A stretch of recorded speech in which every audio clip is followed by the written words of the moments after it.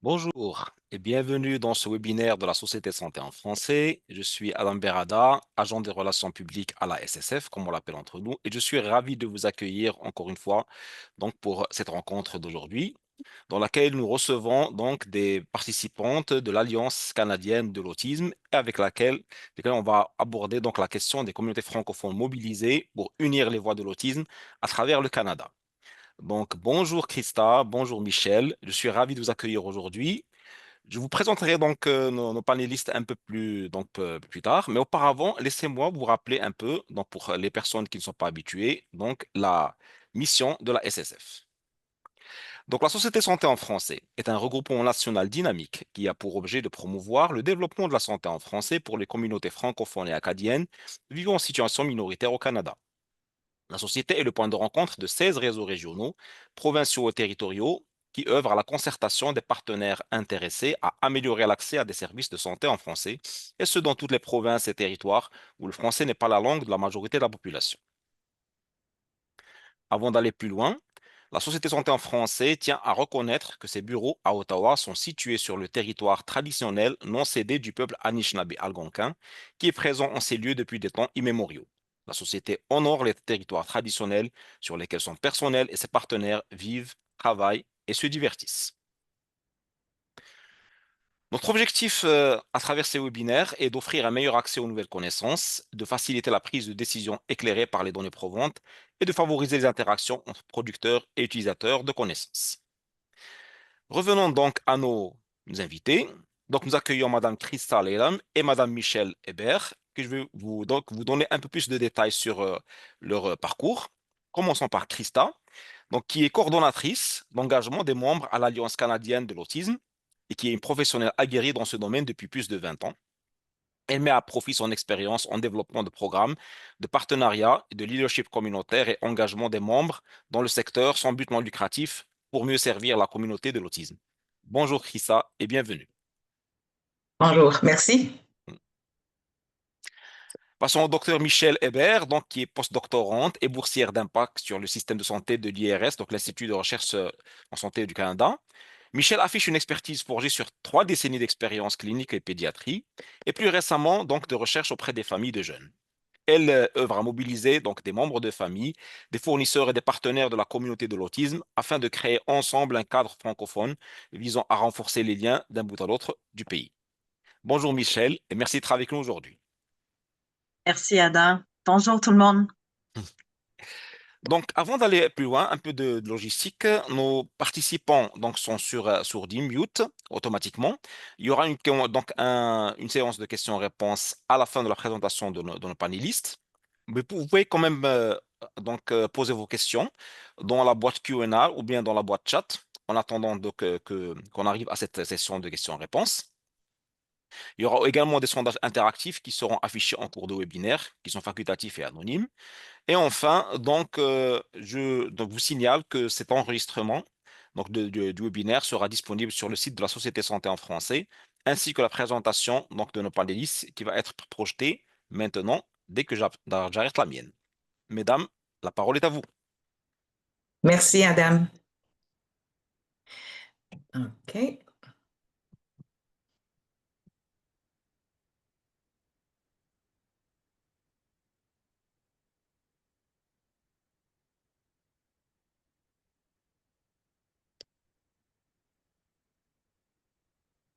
J'aimerais juste m'assurer que tout le monde voit mon écran. Ça Parfait. marche? Oui, Parfait. Merci ça beaucoup. marche.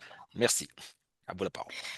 Merci. Donc, bienvenue à tout le monde. On est ravis que vous êtes participants justement à entendre notre présentation de c'est qui l'Alliance, qu'est-ce qu'on fait, pourquoi et pourquoi c'est important pour nous d'avoir quand même une belle conversation avec les communautés euh, à travers le Canada, comme vous.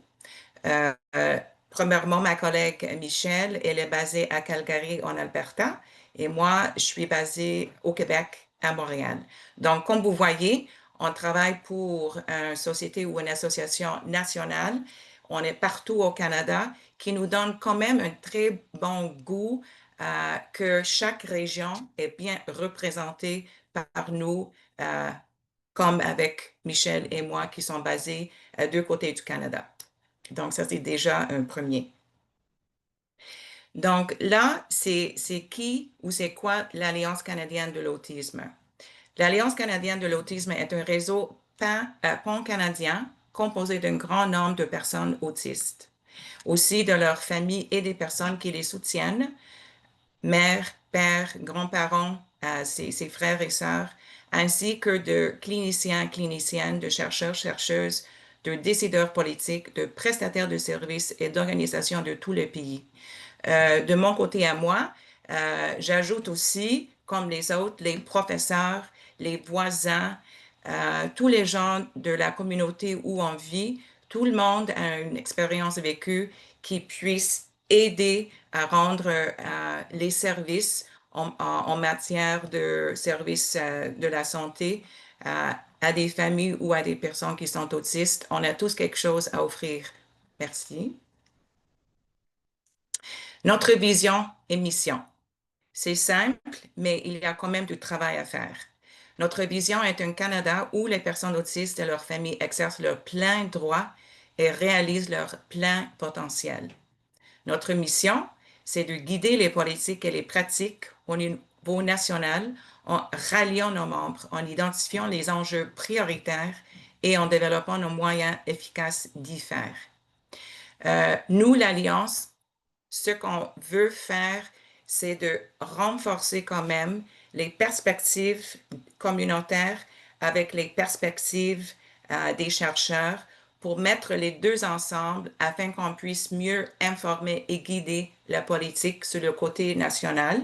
Mais ça prend quand même les communautés, les individus de partout au Canada, sur le côté provincial, municipal, de nous aider, de s'engager à nos conversations et à nos activités pour qu'on puisse vraiment avoir un très bon plan national à présenter au plan fédéral aussi. Nos membres, j'adore ça. Comme vous voyez, ça c'est seulement une partie de nos membres. Peut-être quand vous faites la vérification, vous allez voir quand même, il y a certains organismes ou sociétés que vous connaissez.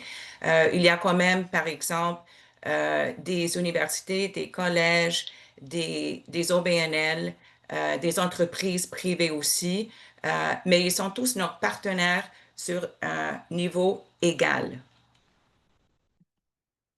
Qui sont nos membres? On a plus de 1000 membres au niveau associé. Un associé, c'est quelqu'un qui peut représenter eux-mêmes ou qui puisse aussi représenter un organisme en particulier sans l'identifier. Au niveau membre, il n'y a aucune cotisation. Les autres deux niveaux, c'est un membre communautaire. Ça peut être une personne, un individu qui représente, mettons, un groupe privé sur Facebook, un groupe de grands frères, grands sœurs, une société qui est plus petite. Et puis le membre organisationnel, ça pourrait être comme la Société de santé français, qui est compris de plusieurs membres qui fait partie d'un réseau. Donc, les trois sont très importants pour nous. Par contre, ce sont les deux membres payants, communautaires et organisationnels, qui ont le droit de voter à notre Assemblée générale à chaque année. Michel. Merci à tous de votre présence et votre engagement à l'apprentissage et l'éducation. Nous sommes vraiment bénis par la technologie qui nous permet d'être connectés de différentes régions partout au Canada. Malgré le fait que la discussion d'aujourd'hui ne porte pas sur les allégations venant de l'administration américaine, nous pensons qu'il est important d'évoquer l'impact de ces dernières semaines sur notre communauté. Les mots que je partagerai sont issus d'une récente présentation du Dr. Jonathan Lai et de la Dr. Deepa Bengal, qui souligne la proposition, puis en fait la position de l'Alliance canadienne de l'autisme. La manière dont l'autisme a été présenté, la manière dont il a été abordé lors d'une conférence de presse de très haut niveau avec la personne la plus puissante au monde a eu des conséquences négatives pour les femmes enceintes, les familles et surtout pour les personnes autistes. D'alléguer de tels propos crée de la stigmatisation. C'est justement la stigmatisation que les défenseurs de droits ont eu le courage de dénoncer depuis des décennies. De nombreuses personnes à travers le pays reconnaissent que présenter l'autisme de la manière dont les États-Unis l'ont fait a véritablement fait reculer le mouvement de défense des droits des personnes autistes de plusieurs décennies. Nous tenons donc à souligner que la stigmatisation qui découle de ce genre de discussion n'est pas un débat scientifique. Cette stigmatisation a un effet direct sur les personnes réelles et a de graves conséquences sur le système et la santé pour cette communauté. Nous savons que la stigmatisation peut causer des délais à poser un diagnostic, à recevoir de l'aide, créer des obstacles à l'accès aux services et conduire à des politiques fondées sur la peur plutôt qu'à des investissements dans les services d'aide et l'inclusion sociale, approfondissant ainsi les inégalités. La stigmatisation peut aussi avoir des conséquences négatives sur la santé mentale des personnes autistes et de leurs familles. Elle conduit au harcèlement et engendre un sentiment de désespoir et d'inutilité. Nous reconnaissons que c'est un défi que nous tous, présents aujourd'hui, combattons collectivement. Nous tenions donc à attirer l'attention sur ce sujet important. Puis en étant ici aujourd'hui, c'est l'occasion parfaite pour recentrer notre attention vers le travail que nous devons accomplir chez nous, au lieu de nous concentrer sur ce discours mondial. C'est le moment de réaffirmer nos priorités d'impact. Nous tenons également à rappeler que les associations médicales, tant à l'échelle mondiale qu'ici au Canada, ont publié de nombreuses déclarations confirmant l'absence de preuves concluantes sur l'utilisation du Tylenol pendant la grossesse, cause l'autisme ou toute autre neurodiversité. L'Alliance a rencontré Santé Canada et l'Agence de la santé publique du Canada qui ont réaffirmé que l'une des priorités nationales est celle de soutenir les personnes autistes. Nous appuyons la communauté en utilisant un langage neuro-affirmatif et en luttant contre la désinformation. Prochain diapo. L'Alliance s'engage à l'avancement du pays pour la communauté de l'autisme. Depuis 2007 jusqu'à aujourd'hui, différentes initiatives et programmes ont été mis en place, démontrant que des actions concrètes ont été implantées tout au long du processus, étape par étape, parfois avec du recul, parfois avec des obstacles politiques et électoraux. Ça fait partie de l'évolution démocratique. Toutefois, ce schéma représente quelques points saillants de l'histoire de l'Alliance depuis sa création. Je ne les citerai pas tous aujourd'hui, mais les diapos et la présentation seront disponibles après la discussion d'aujourd'hui, tel qui a été mentionné tantôt. Prochain diapo. La stratégie s'articule autour de 5 priorités nationales qui concernent les soutiens et les services tout au long de la vie. Pour en savoir plus, Krista, est-ce que c'est possible de mettre le lien de la stratégie pour l'autisme au Canada dans le clavardage?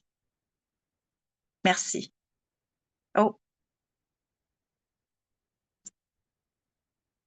On t'entend pas? Oui. Oui. Pardon, Adam, si je réduis l'écran pour aller chercher le lien, ça ne marche pas. Je peux les ajouter à la fin, Michel. On peut les ajouter à la fin, il n'y a pas de souci. Oui, à la fin. Merci. Ces domaines prioritaires ont été identifiés à la suite d'une consultation auprès de la communauté autiste par le biais de divers mécanismes mis en place par l'Agence de la santé publique du Canada et par l'Académie canadienne des sciences de la santé, qui a produit un rapport sur le contexte de l'autisme au Canada. La stratégie présente 5 points forts qui méritent d'être soulignés. Il s'agit d'une vision nationale audacieuse et ambitieuse. Pour la première fois, nous avons des engagements à travers le Canada en faveur de l'inclusion et de l'équité pour les personnes autistes, ainsi qu'une reconnaissance du rôle essentiel de l'expérience vécue. De plus, il existe un engagement à collaborer avec les provinces et les territoires, ce qui est primordial parce que la majorité des services d'aide sont offerts à l'échelle provinciale ou territoriale. En plus, la stratégie s'engage à intégrer une perspective sur l'autisme à d'autres priorités fédérales, notamment le logement, la santé mentale, la santé dentaire. Ainsi, l'autisme est intégré à une vaste planification nationale. Enfin, les auteurs de la stratégie, ainsi que l'équipe responsable de la stratégie à l'Agence de la santé publique du Canada, ont clairement indiqué que cette stratégie est conçue pour évoluer avec des rapports réguliers à la communauté et qu'il est possible de l'adapter et de la peaufiner au fil du temps et à mesure que les besoins sont satisfaits. Alors, nous ne partons pas de zéro. Nous disposons de bases solides sur lesquelles bâtir, ce qui mérite d'être célébré. Prochain diapo.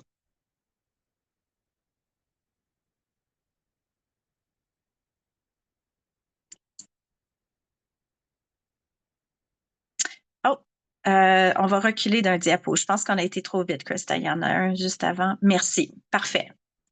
Malgré l'engagement du Canada envers le bilinguisme français-anglais et la stratégie pour l'autisme au Canada, les autistes francophones se heurtent souvent à des obstacles à l'emploi et aux services, aggravés par les écarts linguistiques. Les personnes parlant une langue minoritaire subissent plus de préjudices que les personnes parlant la langue majoritaire d'une région.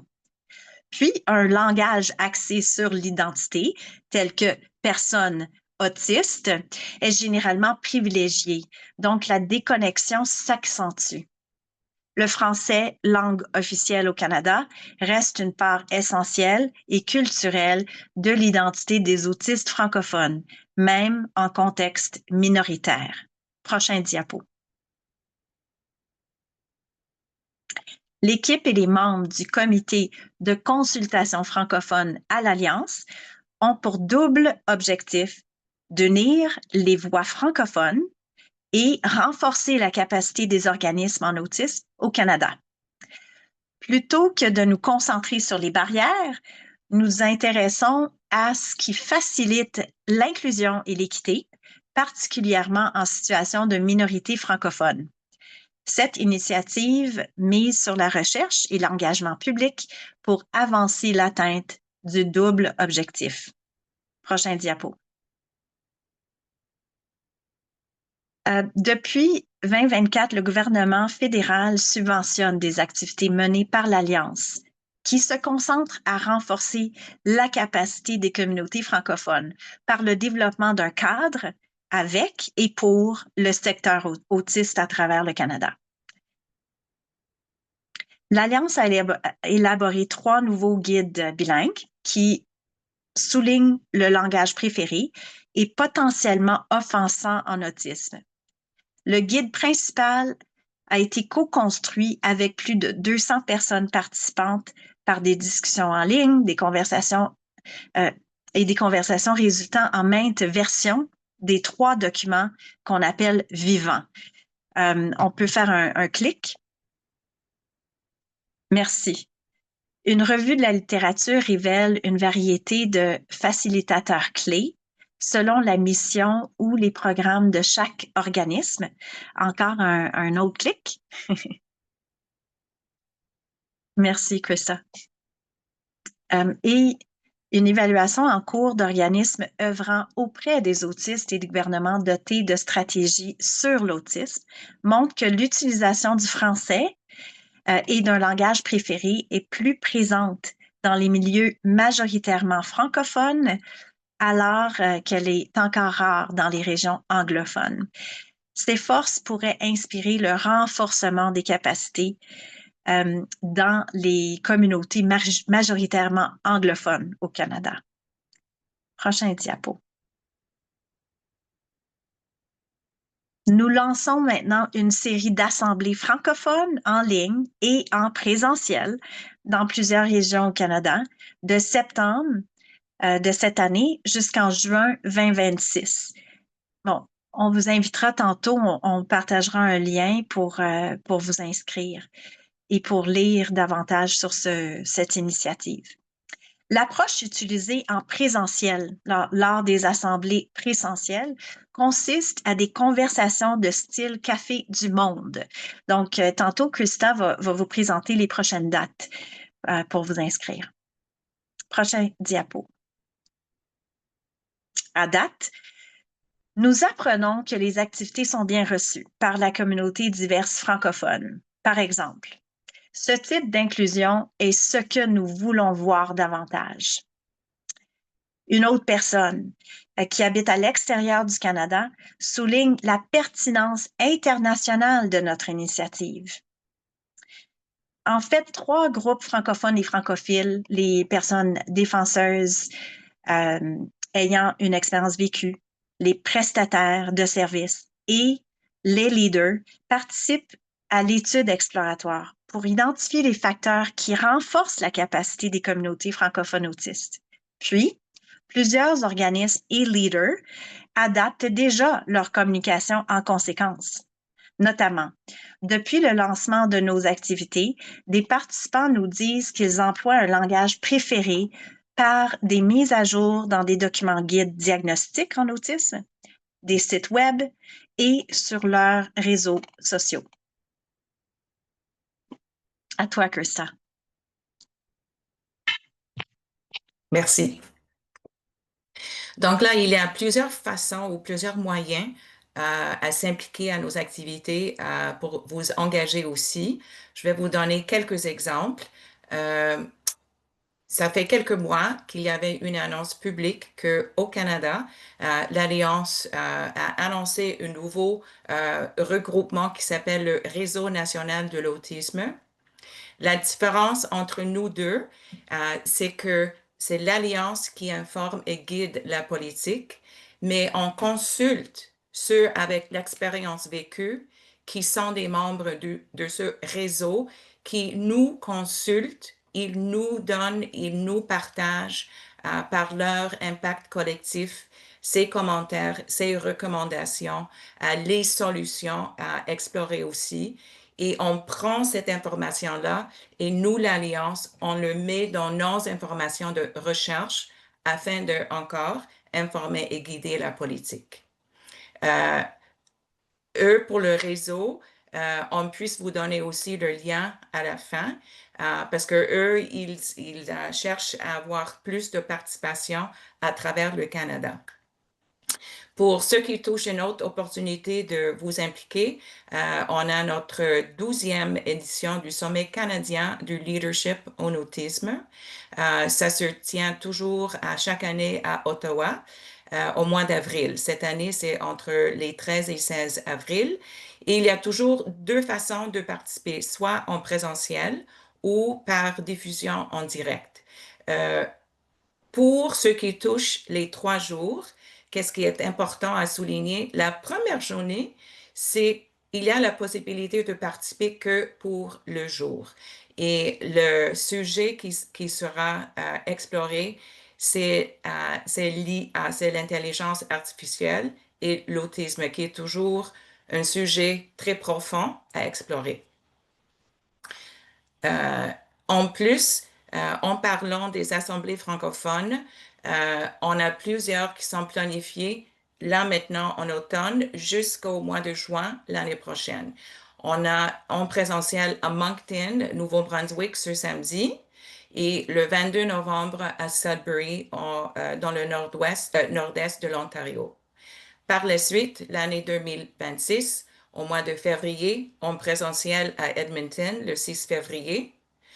Au mois de mars, à déterminer la date, on va être à Winnipeg. Et par exprès, on a choisi le mois de mars parce que c'est le mois international de la francophonie. On a déjà fait un exercice l'année dernière pour souligner la participation des communautés et des leaders à travers le Canada à une activité nationale sur la francophonie reliée à l'autisme. On va le répéter cette année. Alors, à la fois, nous aurions aussi l'opportunité de participer pendant le mois de francophonie au mois de mars à une assemblée en ligne aussi.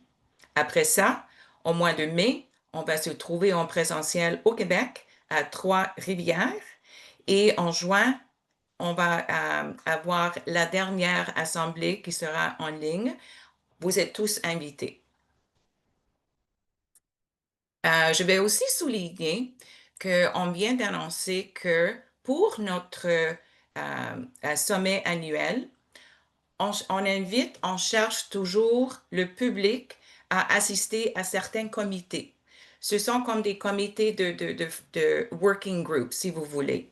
Et soit pour un comité de bien préciser l'accessibilité à l'activité, mais il y a un autre qui est maintenant pour nous assister à faire la planification sur non seulement les conférenciers, conférencières, qu'est-ce qui seront les sujets à présenter lors des sessions.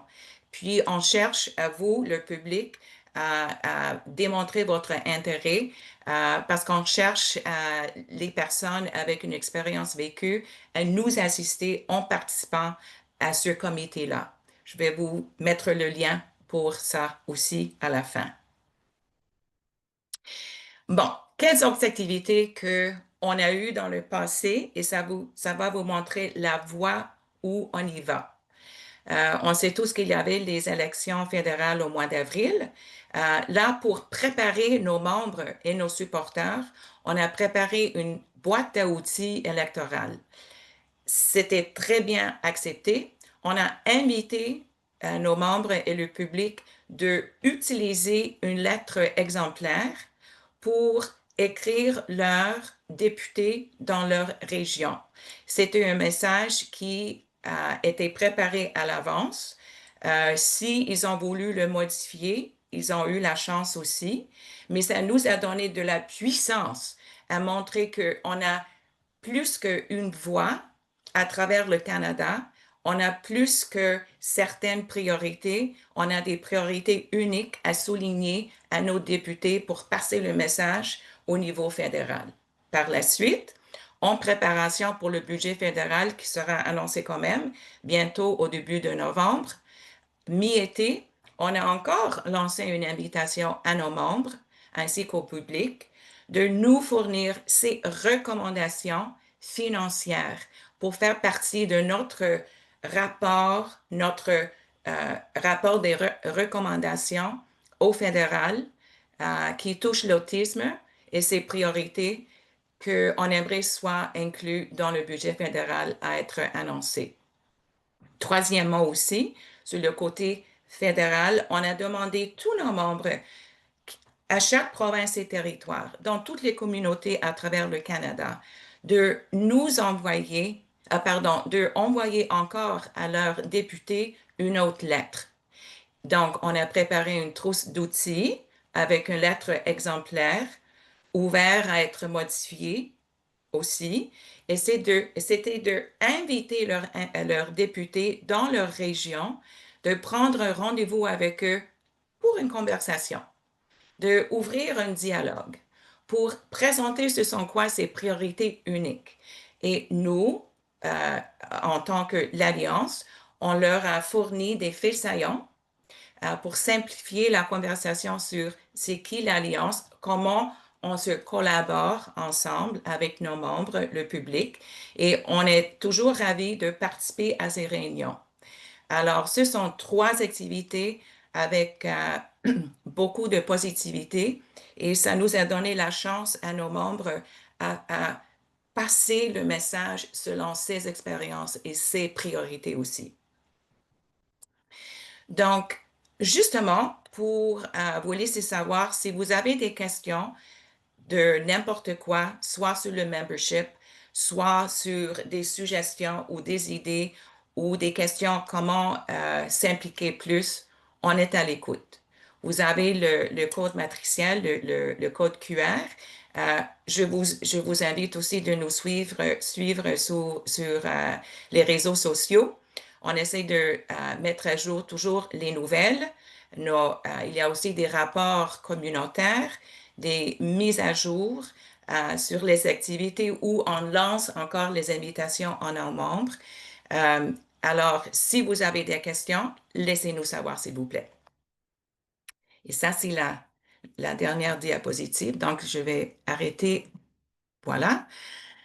À la partager. Et c'est la partie qu'on adore, Michel et moi, et je sais que Adam et votre équipe aussi. On aimerait susciter la conversation. On a quand même des questions à vous poser, mais je pense que Adam, je vais vous donner la parole à commencer avec la première question. Merci beaucoup, Christa. Merci, Michel. Bah, permettez-moi déjà de vous remercier donc, pour cette belle présentation. Moi, en tout cas, je ne suis pas très familier donc, avec le domaine de l'autisme. J'ai appris quand même beaucoup de choses. Il y a une question qui m'est venue tout à l'heure. J'ai vu quand vous avez affiché donc, la diapo avec les membres ou les partenaires. C'est un nombre assez impressionnant quand même. Et je me demandais comment s'opérait justement le travail en synergie avec une multitude donc, de membres tels que vous l'avez montré. J'adore ces questions et c'est toujours une collectivité. L'impact collectif, pour nous, c'est précieux. Et je vais vous emphasiser que c'est vraiment une collaboration pour du pouvoir de l'impact collectif.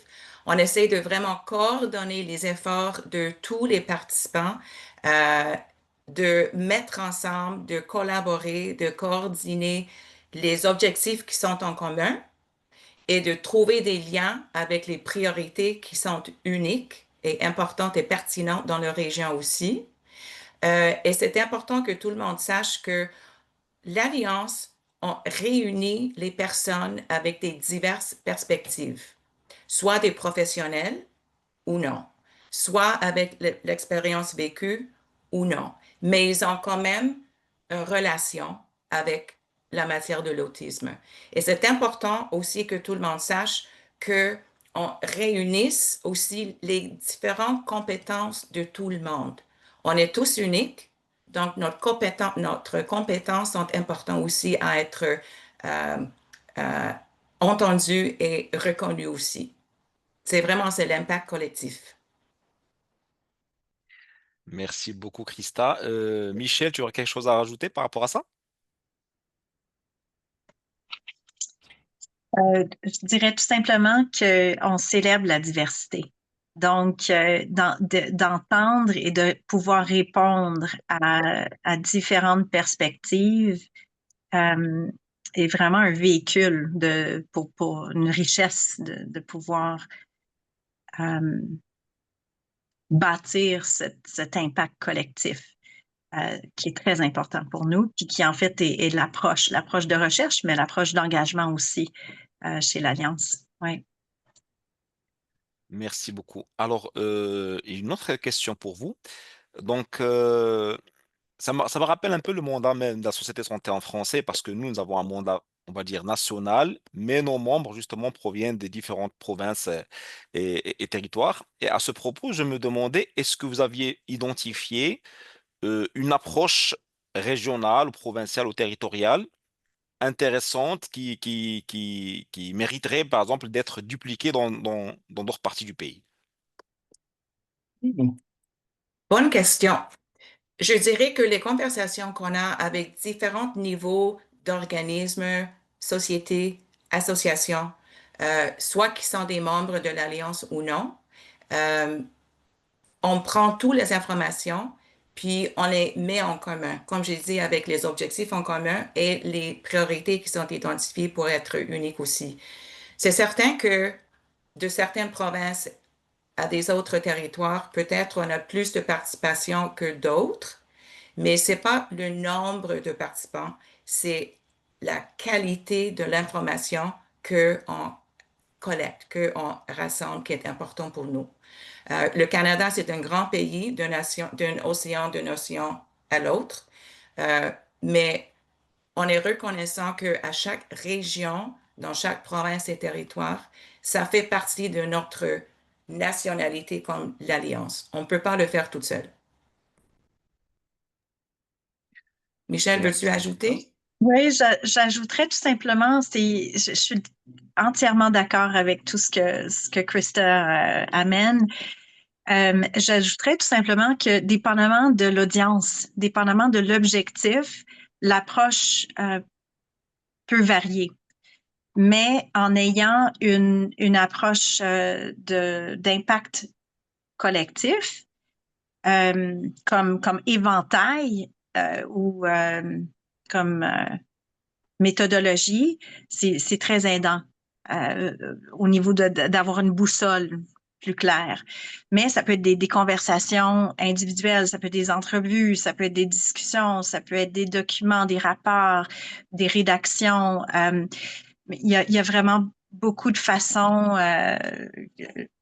Adam qui pourrait être implanté ailleurs, dans des petits groupes, dans des grands groupes, à des niveaux communautaires, à des niveaux gouvernementaux. Fait que c'est de voir à l'objectif et de s'aligner aux participants ou à l'audience aussi, je crois. Mhm. Merci beaucoup, Et Christa Michel. Oui, vas-y, j'aimerais vas-y, ajouter, Christa.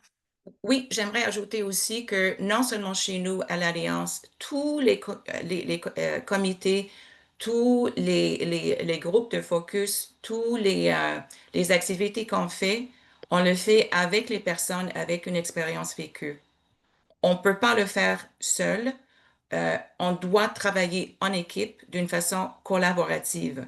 Et tout le monde a une perspective communautaire à apporter, mais on a aussi le perspective recherche à relier à ces perspectives communautaires. Donc, c'est un leadership national partagé grâce à nos supporters et les membres à travers les provinces et territoires au Canada.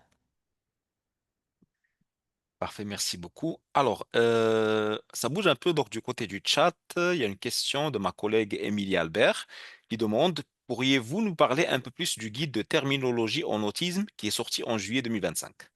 Oui, Oui. avec plaisir, avec plaisir. Ouais, c'était un processus vraiment, encore une fois, on n'a pas pu le faire sans la communauté. C'est une co-création. Présentement, il y a 3 documents. Il y a un guide principal qui est très robuste et c'est pas pour tout le monde, là. On parle de 9 pages à peu près, en anglais, en français, euh, mais qui est très compréhensif, puis qui suggère un langage préféré, mais qui souligne les nuances langagières pour un respect puis une inclusion. Parce que c'est pas tout le monde qui va vouloir s'identifier autiste, mais on voit une majorité au niveau de la communauté qui préfèrent ce langage. Donc, il y a vraiment un tableau très, très complet dans différents contextes quand on parle de langage préféré, langage potentiellement offensant et des exemples. Un second document, je dirais que c'est un document qui suggère fortement d'utiliser le langage préféré.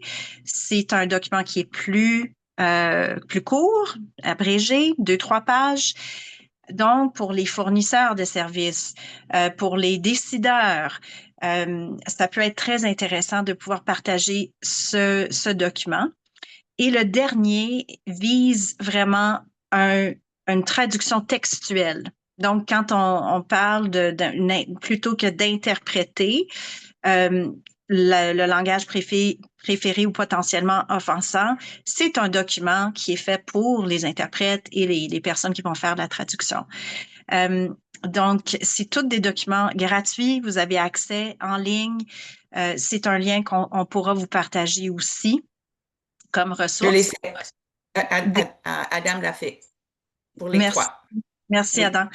Et puis, ça me fera plaisir si vous avez des commentaires, c'est des documents vivants, je rappelle. Donc, s'il y a des choses, le langage évolue, la communauté évolue. J'ai vu une question dans le clavardage, est-ce que c'est seulement pour l'autisme? On va y revenir à cette question, mais on a une lentille de neurodiversité, beaucoup. Donc, on est toujours ouvert à vos commentaires, à vos suggestions, à vos questions. N'hésitez surtout pas à communiquer auprès de nous. Merci beaucoup, Michel. Donc, merci d'avoir répondu aussi à la question donc, de Paulette, qu'on salue, donc, qui est du Nouveau-Brunswick. Et j'ai Émilie qui a encore une autre question. Donc, lors de la première assemblée, donc je pense qu'ils ont été déroulés en septembre, si je me rappelle bien, Mhm. Mhm. des pratiques réplicables ont-elles été identifiées? Si oui, lesquelles? Hmm. Il y avait plusieurs ressources qui étaient partagées. Donc, justement, pour informer tout le monde, on a eu notre première assemblée en ligne qui a eu lieu au mois de septembre. On avait eu à peu près 25 participants en ligne, mais on a eu plus de 50 personnes qui se sont inscrites. Donc, ça nous montre qu'il y a quand même l'importance, l'intérêt, la volonté de s'en apprendre plus sur les ressources francophones qui sont disponibles en ligne. Donc, on a eu les participants entre la Colombie-Britannique et même l'Écosse, la Nouvelle-Écosse. Euh, je pense que une des premières réactions des participants, c'était leur surprise de savoir à travers les provinces et territoires, il y a quand même des ressources qui sont applicables en matière de leurs services qu'ils rendent comme prestataires, qui, eux, ils peuvent utiliser aussi. Soit c'était un guide de comment aller chercher des informations qui leur apportent plus de connaissances. C'était aussi des ressources comme par exemple euh, euh, pour les chauffeurs de l'autobus, pour le service de transport scolaire. Ça peut nous toucher dans toutes les provinces et territoires. Euh, Michel, est-ce que tu pensais à des autres qui étaient vraiment des clés? On a préparé quand même un document, on peut le partager avec vous aussi, des ressources. Euh, il y avait aussi les apprentissages qui se font en ligne, en français, qui sont conçus pour les enseignants, pour les professeurs, soit pour ceux qui travaillent dans des écoles primaires, mais ça peut toucher aussi des apprentissages qu'ils peuvent prêter pour l'école secondaire et à plus haut niveau aussi. Euh, je pense, oui, allez-y, Michel. J'ajouterais tout simplement qu'il y a eu vraiment beaucoup de soumissions pour les conférenciers et conférencières de pouvoir présenter leurs ressources. Et ça nous a vraiment plu de voir cette représentation à travers le Canada, des ressources francophones, des ressources bilingues et le potentiel de pouvoir les partager entre les provinces, entre les différentes organismes.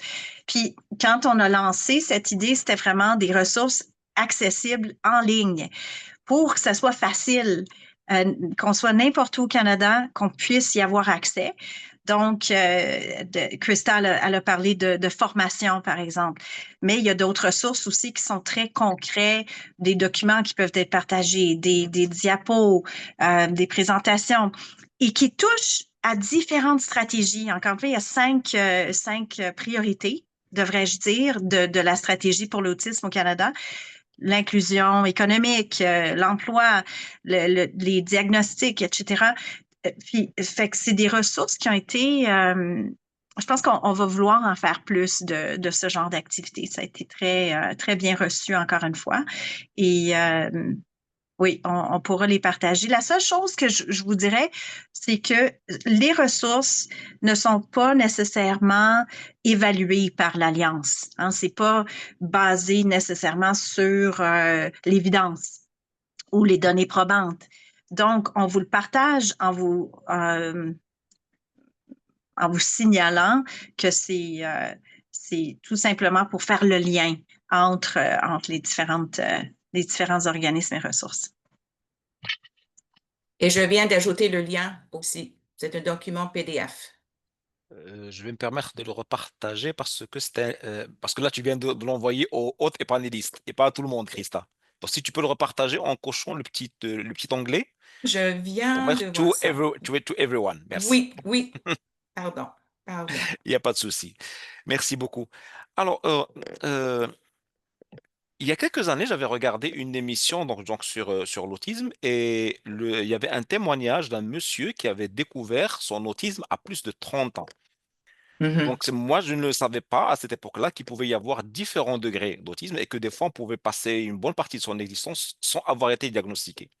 Ce qui mhm. m'amène à ma question suivante. Donc, existe-t-il, ou, excusez-moi, plutôt, comment l'Alliance assure-t-elle que la voix des personnes autistes elles-mêmes demeure au cœur de la prise de décision? Oui. On a effectué, si je ne me trompe pas, il y a 2 ans, une étude justement sur les adultes autistes de 30 ans et plus. Euh, je vais le chercher, le lien par la suite, et le mettre dans le clavardage. C'est disponible en anglais et en français. Et puis, ce qui est important à noter, c'est que c'est certain que le diagnostic se fait chez les hommes ou les femmes d'un âge plus âgé. C'est certain qu'ils ont des associations qui démontrent un diagnostic autiste qui sont différents de l'un et l'autre.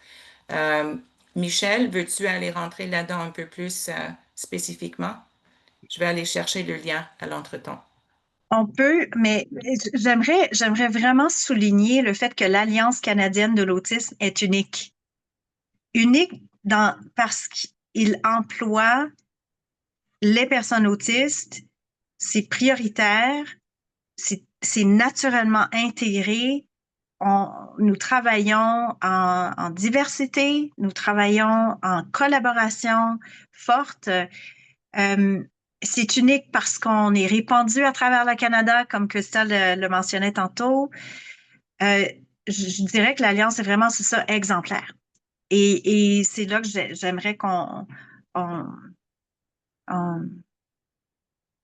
j'invite les organismes à observer, puis à se joindre à ce mouvement, je dirais, qui est très naturel, qui devrait être naturel et qu'on aimerait voir d'autant plus ailleurs au Canada.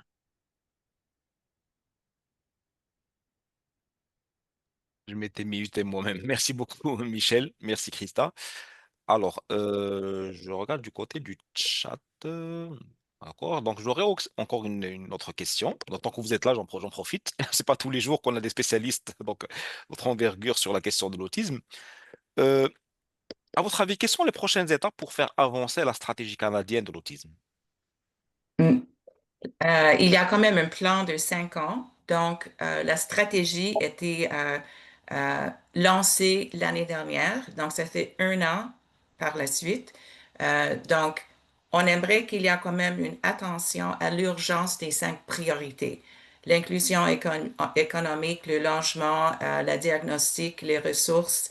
Euh, et c'est certain que on travaille maintenant en concertation, oui, avec les organismes clés à travers le Canada, soit membres ou non, mais aussi les défenseurs de droits qui ont des connaissances soit légales, soit politiques, soit et ou aussi expérience vécue.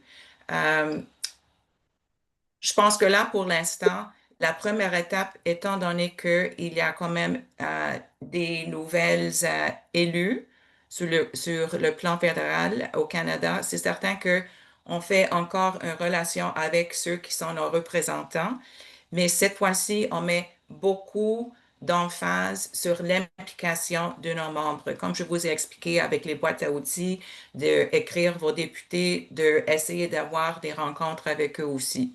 Donc, de là, le fait qu'il y a aussi le réseau national de l'autisme qui nous informent. Donc, c'est pas eux qui rendent l'information au niveau fédéral, ils nous informent pour que nous puissions mettre ensemble les informations. Là, ce réseau-là, c'est vraiment important. On aimerait que ça va avoir plus d'ampleur. Grâce à vous, vous avez la chance d'être membre de nous deux, de l'Alliance, ainsi que du réseau. Nous, on travaille en concertation. Donc là, on met beaucoup d'emphase sur la connexion entre les communautés et le côté de recherche. Le réseau met beaucoup de l'emphase que sur les communautés. Donc, on vous encourage de devenir membre de nous deux. Michel, veux-tu ajouter? Je peux simplement ajouter que la stratégie, oui, elle a été lancée, disons, officiellement en septembre 2024, mais c'est vraiment une histoire, là. C'est vraiment depuis les débuts de l'Alliance que cette stratégie a été élaborée, développée, co-créée à différents niveaux de la société.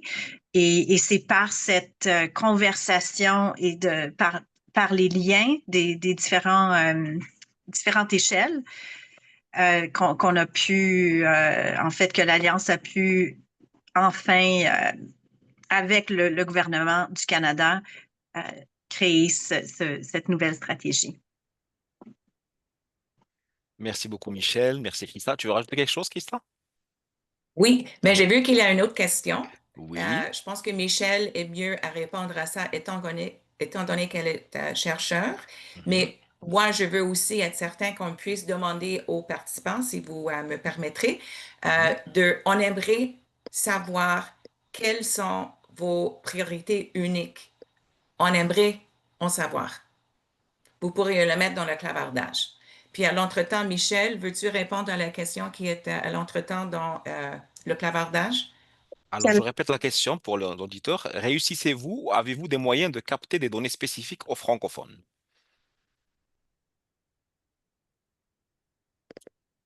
Je suis pas certaine de comprendre la question. Si je devine la question, puis n'hésitez pas à mettre de la clarification, soit même de vive voix ou par le clavardage. Euh, mais il y a même façon de participer, de partager ses pensées, ses suggestions, ses questions, ses commentaires. Euh, Par exemple, quand on a un engagement en ligne, le clavardage peut être une façon de communiquer, une autre pourrait être de vive voix, mais il y en a qui préfèrent vraiment que ce soit une conversation privée ou quoi. Vous avez toujours l'option par courriel. Et plus formellement, au niveau de la recherche, c'est sûr qu'on peut avoir des engagements selon l'éthique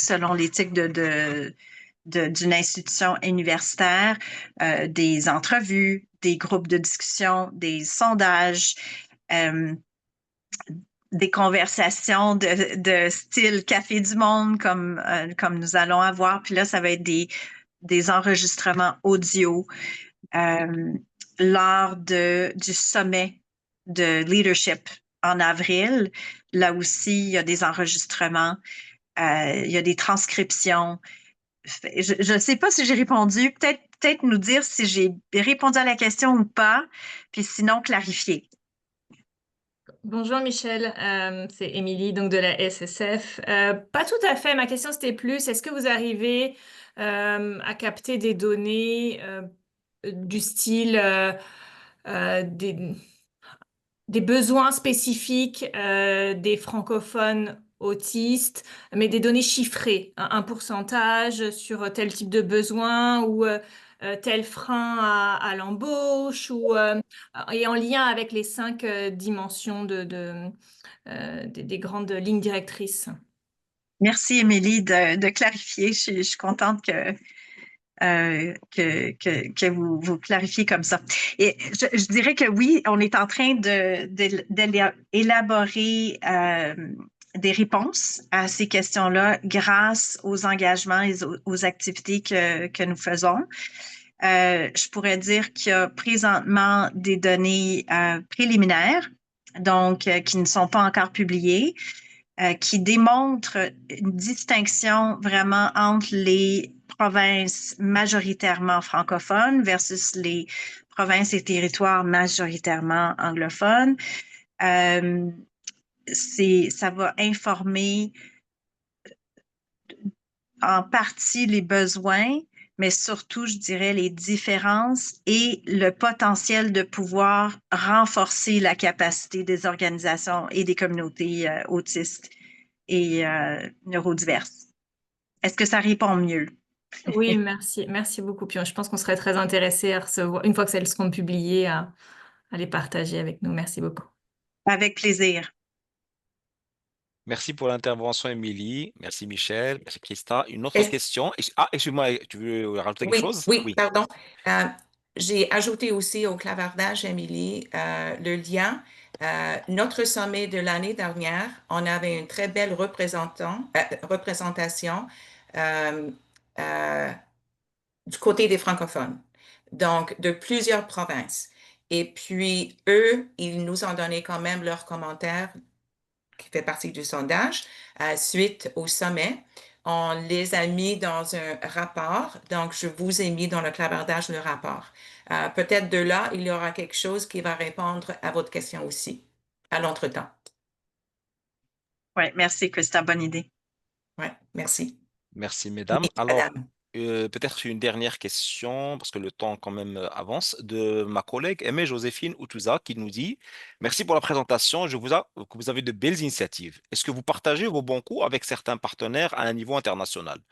Ou plus généralement, est-ce qu'il y a de la valeur ajoutée spécifique à travailler à l'international?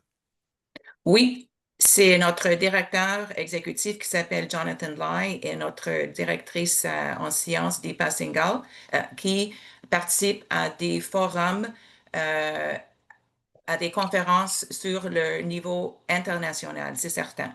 Euh, Quand on parle de l'international, ça touche non seulement à l'outre-mer, mais aussi à l'Amérique du Nord. Mais ce qui nous a vraiment bien, pas nécessairement surpris, Michel et moi, c'est que dès le début, quand on a eu notre première activité pour engager la francophonie, pour discuter de les documents de référence du langage en autisme bilingue, on a eu quand même des participants de l'outre-mer. Et puis, on a bien sûr dans notre membership des membres qui sont de l'outre-mer aussi. Donc, ça nous montre que on parle, on a des objectifs en commun. C'est bien certain que sur notre côté politique ou fédéral ou national, on a quand même des règles différentes qui nous appliquent, mais ça nous montre que l'autisme, ça touche non seulement au Canada, les Canadiens, mais ça touche plusieurs pays parce que c'est une réalité. Oui, puis là-dessus, j'ajouterais tout simplement un exemple concret. Donc, dans un pays, on utilise toujours le langage de lutter contre l'autisme ou ce débat, puis c'est pas un langage qui est soutenu au Canada. C'est pas un langage préféré. On peut lutter contre la mésinformation. On peut lutter contre un système qui est brisé. Euh, donc, c'est d'être sensible et présent à l'impact des mots qu'on utilise dans ce projet-là. Ça, c'était Mhm. l'activité au niveau du langage préféré. Mais ça vous donne un exemple, je pense, qui parle du besoin à l'outre-mer. On nous ramène, oups, nous autres aussi, on a besoin de ce travail. Alors, puis on nous remercie de cette initiative. Puis là-dessus, ben, j'aimerais vous remercier pour toutes ces questions très, très, très pertinentes et une belle conversation. Franchement, on souhaite pouvoir continuer cette conversation auprès de vous, puis ça nous fera plaisir de partager les données au fur et à mesure qu'on les découvre. Merci Bien beaucoup, dit. Michel. Merci beaucoup, Christa. Bah, écoutez, nous arrivons à la fin de ce webinaire. Il est midi 59 et je voudrais encore une fois vous dire toute ma gratitude pour avoir été avec nous aujourd'hui. Le débat était très intéressant, la présentation donc des plus pertinentes. Personnellement, j'ai beaucoup appris aussi donc, sur l'Alliance et sur le domaine de l'autisme. Je rappelle donc à nos participants que l'enregistrement du webinaire sera donc bientôt disponible sur le site de la Société de santé en français, ainsi que la présentation donc, qui vous a été partagée. Merci d'avoir été avec nous. À très bientôt pour un prochain webinaire de la Société de santé en français. Merci, au revoir. Merci beaucoup. Au revoir.